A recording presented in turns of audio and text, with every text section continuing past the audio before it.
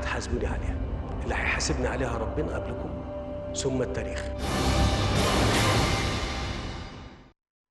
Welcome back. The Ministry of Local Development, in coordination with the World Food Programme, announced the provision of £4.6 million to the Local Development Fund to implement projects for 3,000 women through microcredit.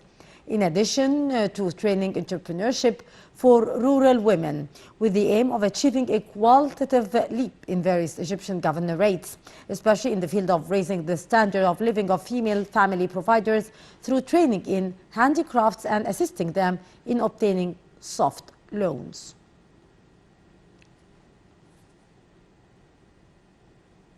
To shed more light on that, we are very much delighted to be joined over the phone by Dr. Muna El Arishy, Women Empowerment Advocate. Good afternoon to you, Dr. El Arishy. Good afternoon to you. How are women selected for training and loans?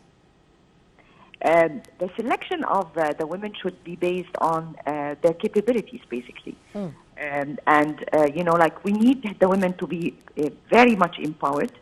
And by doing so, they should be receiving also some training. So, I mean, we can bring training to more than the 3,000 women that would be selected, but then we can choose based on their ability to understand digital access, to understand data, how the laws and social norms are, and how they can benefit from the services.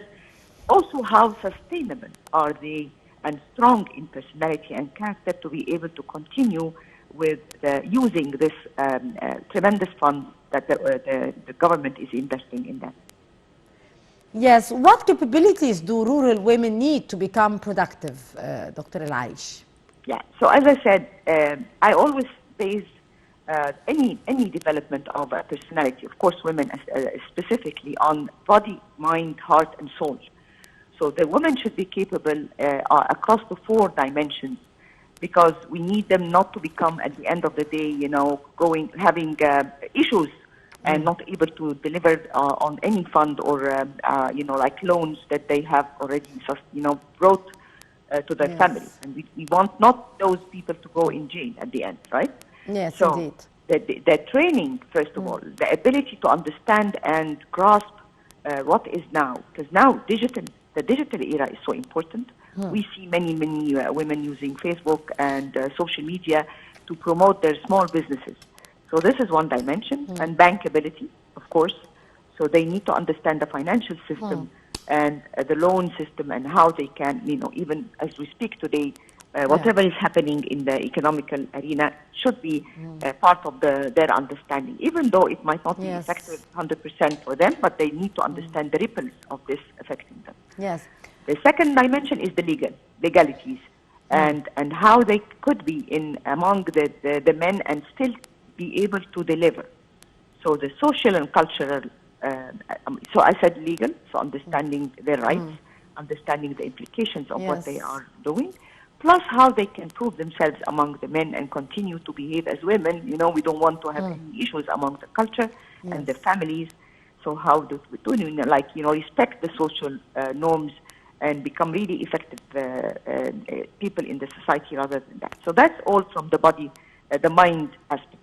She should be very healthy. She should understand that she needs to sustain her health and keep a very strong, physique, because this is very straining. An entrepreneur needs to do many things on all dimensions. Yes. So her capabilities as well should be there. Yes, indeed. How do these measures actually, Dr. El Arishy, contribute to supporting the women who are heading their families? Oh, yes, of course. So we understand very well that the women are 8%, for example, less likely to own a phone than a man, right? But once they do so, they are more effective in the society, in the GDP.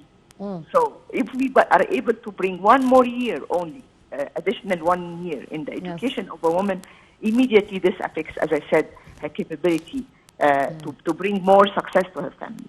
The moment she becomes enabled and her, she is controlling her own decision financially, that the family, and by, immediately as a ripple effect, the community around her, and then, of course, the whole society will gain out of that.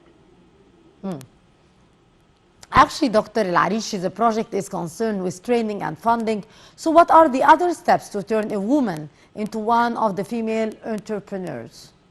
Okay, so we need to have other women also do mentorship. So success stories, support groups among themselves, like people who have the same issues come together and have a forum where they are able to discuss their issues.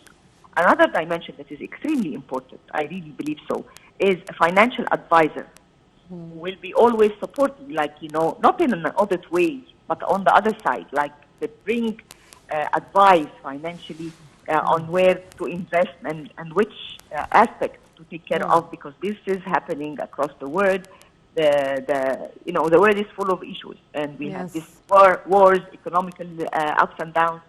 So this whole thing should be explainable and understandable to the women in a way that they are really able to grasp it. So that is why I think putting the training up front is good, but continuously maintaining this information and the flow of support, either among themselves or even from outside, an entity that will support will make a great difference for this to succeed. Indeed. Dr. Mona Arishy, Women Empowerment Advocate, thank you very much for your precious input. It was really a pleasure to listen to your precious input. Our viewers will go to a short break, and after that, we'll be back to resume our segments in Cairo local time, so stay tuned.